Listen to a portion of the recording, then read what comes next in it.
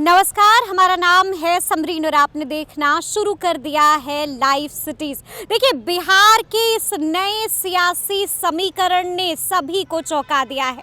आपको मालूम है कि बीजेपी हो या फिर जेडीयू, ऐसे कई नेता थे जो एक दूसरे पर आग उगलते ही रहते थे। आपको याद होगा कि बिहार बीजेपी के प्रदेश अध्यक्ष सम्राट चौधरी, जो कि अब बिहार के नए डिप्टी सीएम है, उन्होंने तो यहाँ तक कह दिया था कि मैं अपनी पगड़ी तभी खोलूंगा जब नीतीश कुमार को गद्दी से उतार दूंगा। लेकिन आपको मालूम है कि बिहार में एक बार फिर से एनडीए की सरकार है और मुख्यमंत्री एक बार फिर से नीतीश कुमार है। तो ऐसे में बड़ा सवाल यही उठ रहा है कि आखिर सम्राट चौधरी अब अपनी पगड़ी कब खोलेंगे। तो आज हम इसी सियासी मुद्दे पर सीधी बातचीत करेंगे सीनियर जर्नलिस्ट अरुण पांडे जी से। सबसे पहले बहुत धन्यवाद जी। जैसा कि मैंने शुरू में ही कहा कि बिहार में बड़ा फेरबदल हो गया है। हमारी बात पे भी मुहर लग गई है कि महागठबंधन सरकार में सब ठीक नहीं था। अब ये जो बड़ा बदलाव हुआ है, अब जब एनडीए की सरकार है, क्या कहना चाहेंगे अरुण पांडे जी? नहीं, देखिए, आप सभी लोग ये कयास लगा रहे थे कि संक्रांति के बाद कुछ क्रांति होगी, तो क्रांति हो गई। 28 तारीख का वो दिन आया 2024 का, जो बिहार के राजनीतिक इतिहास में 9वीं बार नीतीश कुमार मुख्यमंत्री हो गए। और अब जो सहयोगी था वो विरोधी हो गया और विरोधी सहयोगी हो गए। एक क्रांति तो ये हो गई। अब जो अभी आपका मूल सवाल मुझे लगता है, जब आप सम्राट चौधरी का मुरेठा बांधने उनके संकल्प का, तो संकल्प तो पूरा हो गया। पूरा हो गया? हाँ, बिल्कुल। नीतीश कुमार ने इस्तीफा दिया जी। अच्छा। अब 9वीं बार कैसे सीएम? लेकिन गद्दी से कहाँ उतारा? अब गद्दी पर तो वो सहभागी हो गए। गद्दी पर है, फिर गद्दी पर उसमें सम्राट भी सहभागी हो गए। अब तो देखिए, इसलिए मैंने कहा। और देखिए, अब तो सम्राट चौधरी का जो मुरेठा है ना, वो तो उनका ब्रांड हो गया है। अब सम्राट चौधरी का मुरेठा उनकी पहचान हो गई है। अब उस मुरेठा पर आप स्टोरी कर रही हैं, तो जो सम्राट चौधरी ने अपना एक कहिए राजनीतिक संकल्प लिया था, तो अधूरा क्या पूरा हो गया, मैं मानता हूँ इसको। आप इसको मानते हैं कि पूरा हो गया? नहीं हो गया। वो ऐसा तो कभी नहीं था। सम्राट चौधरी ने कहा था कि नीतीश कुमार हटेंगे और हम बनेंगे वहाँ। जी। हम गद्दी से जब ये कहा था कि बिहार में बदलाव होगा और नीतीश कुमार को हम गद्दी से उतार कर ही दम लेंगे। कहाँ उतार पाए? फिर से एक बार नीतीश कुमार गद्दी से उतर गए। उतरने के बाद उन्होंने भाजपा कार्यालय में संदेश भिजवाया संजय झा से कि भैया, अब हम तो वहाँ गद्दी मैंने छोड़ दी है, इस्तीफा कर दिया है और हम चाहते हैं अब आप हमें सहयोग कीजिए। और उसके बाद बीजेपी के सारे विधायक उनके दरवाजे पहुँचे और फिर नीतीश कुमार फिर से मुख्यमंत्री हो गए।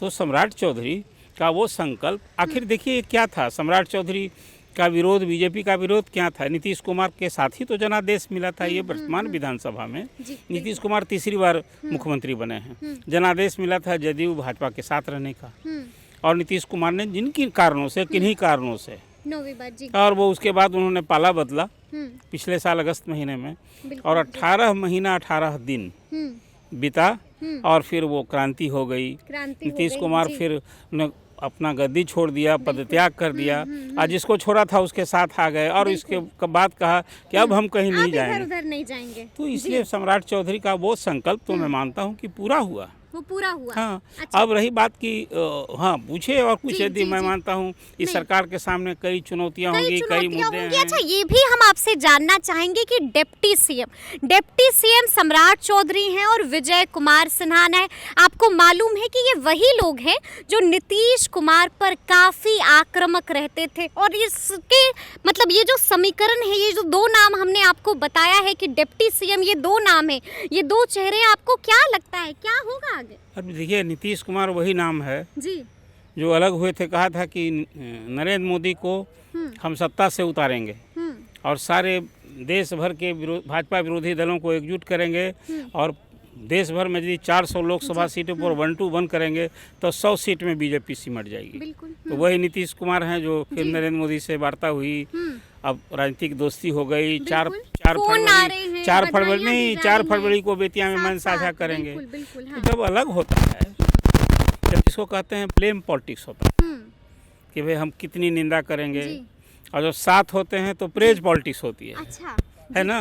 वो किसको अभी 7 थे देखिए ना आप, परसों तक 27 तारीख तक ब्लेम पॉलिटिक्स चल रही थी। नहीं प्रेज नहीं था। नीतीश कुमार के प्रति राजद का क्या सोच बिल्कुल थी? बिल्कुल, लेकिन उनको पीएम मटेरियल कह रहे थे, हाँ इधर ब्लेम कर रहे जी थे। जी जी, और जब 7 हो गए तो फिर हाँ, देख लीजिए। बिल्कुल। इसलिए राजनीति में देखिए कुछ अब तो दूसरी गहमा-गहमी है, कुछ ऐसे मुद्दे हैं जो आपको उस पर भी गौर करना होगा कि अब तो जदयू भाजपा साथ आ गई है तो उन मुद्दों का क्या होगा। उन मुद्दों का क्या होगा? एक तो ये बात होगा, आपने देखा कि पहला तो स्पीकर का मुद्दा हो गया। बिल्कुल बिल्कुल जी। स्पीकर को हटाने के लिए मूव शुरू हो गया एनडीए के तरफ से। नंद किशोर यादव ने नोटिस दे दी है जी और 5 तारीख से जो विधान मंडल का बजट सत्र था वो डेफर हो गया, जी वो नहीं होने जा रहा, स्थगित हो गया है। शायद अब आपको अवगत होंगी। जी, और मुख्यमंत्री को अब ये तय करना है, मुझे लगता है कि 12 फरवरी 13 फरवरी से फिर हाउस होगा। फिर हाउस होगा, तब तक जी। जो नोटिस स्पीकर को हटाने का हुआ है वो उसी दिन मैच्योर होगा और उस दिन हाउस में उस प्रस्ताव को लोग अडॉप्ट करेंगे, चर्चा होगी, वोटिंग होगी। और यदि स्पीकर फेस करना चाहेंगे, जैसा तेजस्वी ने कहा था कि अभी खेला बाकी है, तो मुझे लगता है कि कोई खेल की अब गुंजाइश फिलहाल नहीं रह गई है। फिलहाल नहीं नहीं अब स्पीकर को फिर पद छोड़ना होगा। मुझे लगता है कि जैसे विजय कुमार सिन्हा के खिलाफ आया था और इसी वो अभी 27 फरवरी को चुनाव होगा, तो इतनी राजनीतिक गहमा-गहमी जो हुई है, ये सब अब देखिए क्रांति जो हुई है बिहार में, राजनीतिक क्रांति हुई है। इसके बाद क्या क्या होता है, अब इसके बाद अभी 4 फरवरी को पीएम की सभा के बाद बेतिया में बात, अब तो लोकसभा का चुनाव भी सारी जो है देखिए, मैं मानता हूँ कि नीतीश कुमार में और नरेंद्र मोदी में जो इस बार की दोस्ती हुई है, दोनों के लिए जरूरी भी था और दोनों के लिए मजबूरी भी था। अच्छा, मजबूरी भी थी, दोस्ती जरूरी मजबूरी भी थी, और हाँ तभी ये ऐसा थोड़े होता है कि एक तरफा हर एक दूसरे के लिए पूरक हैं अभी। अब वो अच्छा, आपको कहीं नहीं लगता है कि ये जो दो डिप्टी सीएम सम्राट चौधरी और विजय कुमार सिन्हा, इन्हें खास के लाया ही गया है नीतीश कुमार पर पाबंदियां लगाने के लिए? क्योंकि चर्चाएं थी कि रात तक सुशील कुमार मोदी का नाम आगे चल रहा था। नहीं देखिए, सुशील कुमार मोदी पर अब क्यों चर्चा करेंगे, वो तो जो सब कुछ उनमें दक्षता है, अनुभव है, लेकिन प्रेजेंट जो सेंटर का लीडरशिप है बीजेपी के, उसमें अभी फिट नहीं बैठ रहे हैं। तो अभी लगता है फिर, लेकिन अभी जो 2 राज्यसभा की सीटें हो रही हैं, हमें लगता है कि एक सीट से सुशील मोदी जा सकते हैं और दूसरे से विनोद तावरे जो हैं बिहार के प्रभारी हैं, उनको भेजा जा सकता है। एक कभी चर्चा शुरू हो गई है। अब रही देखिए, जो सुशील मोदी का अनुभव है, तजुर्बा है, जो बिहार में बीजेपी के लीडर्स के रूप में उनका जो कद है अभी, उसको पार्टी अभी कैसे फॉरगो करेगी। एक तो ये है, और दूसरी बात फिर 2 डिप्टी सीएम। अब दबाव देखिए हर को, नीतीश कुमार पर पाबंदी लगाने नीतीश जी का जो वर्किंग है ना, वो विभाग को बांट देते हैं, बीजेपी को सारा विभाग एलोकेट कर देंगे कि कौन कौन विभाग रहेगा। आपने देखा नहीं, राजद और उसमें था, और अभी दबाव क्या होगा देखिए, साथ चलना है। बहुत मतभेद कुछ इशू पर होंगे, जैसे कई मुद्दे अभी हैं आपको। अब एक पहला मुद्दा होगा अभी जो बिहार में नियुक्ति का दौर चल रहा था। बिल्कुल। अब हाँ, नीतीश कुमार कह रहे हैं कि भाई हमने शुरू किया था, हम चला रहे हैं, राजद उसका आपने देखा कल ही फुल पेज पूरे देश भर के अखबार में विज्ञापन छपे, और कहना था कि 4 लाख जो हम नियुक्ति का किए हैं वो हमारा एजेंडा था, उसको हम पूरा किए हैं। यही तो एक खींच थी नीतीश कुमार को।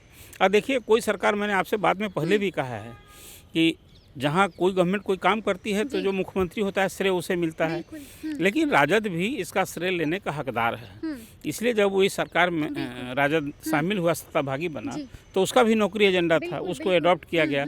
अब तो ये उम्मीद की जानी चाहिए कि बिहार के जो शिक्षित, रोजगार, बेरोजगार, रोजगार की तलाश वाले लोग हैं, इस सरकार नियुक्ति के इस अभियान को जारी रखेगी। एक और सवाल इसमें मुझे कहना है, वो है डोमिसाइल नीति। जब डोमिसाइल नीति बिहार सरकार ने इसको समाप्त किया, वापस लिया, तो बीजेपी ने बहुत इसका कड़ा विरोध किया था। और जो बिहार के जॉब सीकर स्टूडेंट्स हैं, वो डोमिसाइल नीति को लागू करने की एक आवाज़ उठ रही है।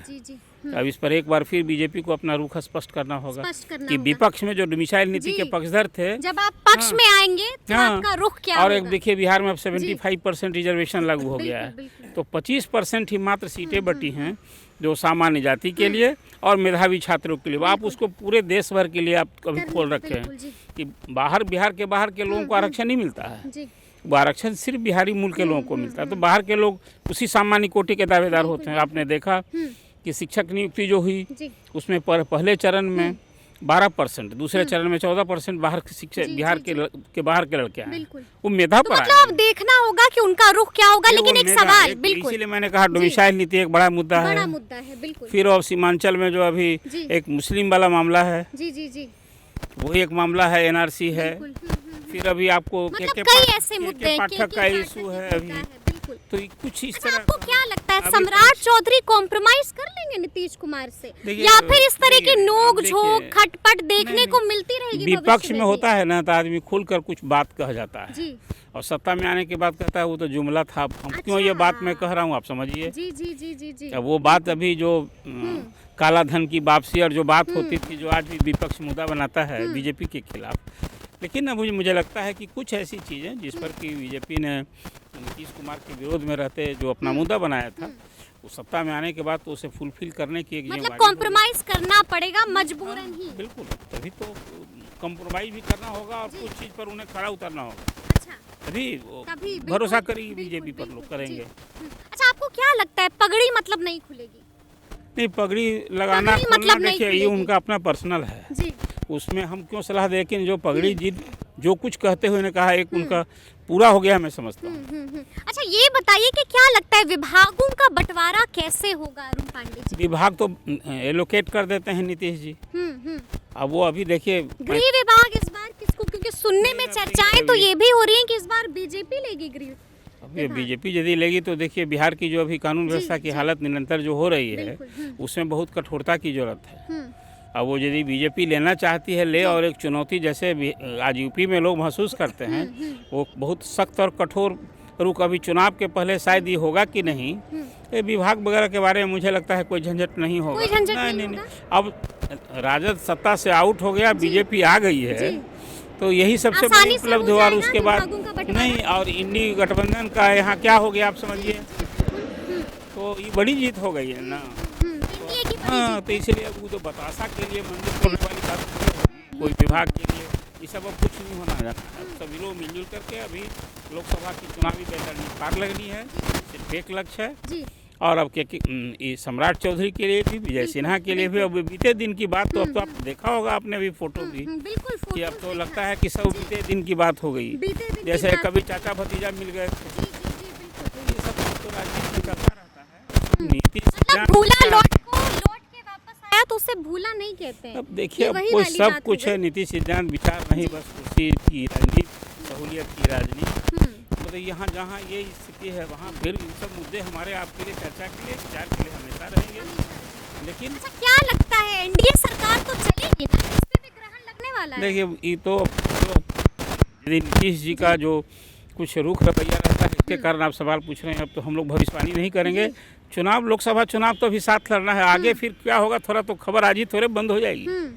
आगे का इंतजार कीजिए। आगे का इंतजार कीजिए, बहुत कुछ होगा। तो सुना आपने क्या कुछ कहा है अरुण पांडे जी ने। देखिए, साफ साफ कह दिया है कि अभी आप आगे का इंतजार कीजिए, बहुत कुछ होना है। तो ये पूरी बातचीत आपको कैसी लगी है, कमेंट करके हमें ज़रूर बताइएगा।